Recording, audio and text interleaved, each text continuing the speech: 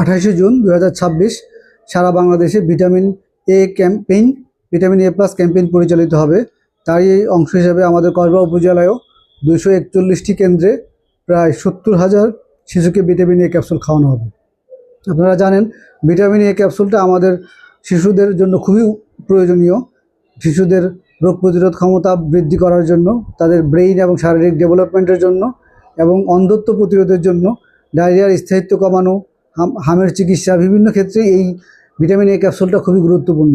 সুতরাং আমি কসবা উপজেলার সকল অভিভাবকদেরকে অনুরোধ করব তারা যেন অবশ্যই তাদের 6 মাস বয়স থেকে 5 বছর বয়সী সকল শিশুকে নির্দিষ্ট ভিটামিন এ প্লাস ক্যাম্পেইনের যেই কেন্দ্র সেখান থেকে অবশ্যই যেন তারা তাদের শিশুকে ভিটামিন এ ক্যাপসুলটা খাওয়ান।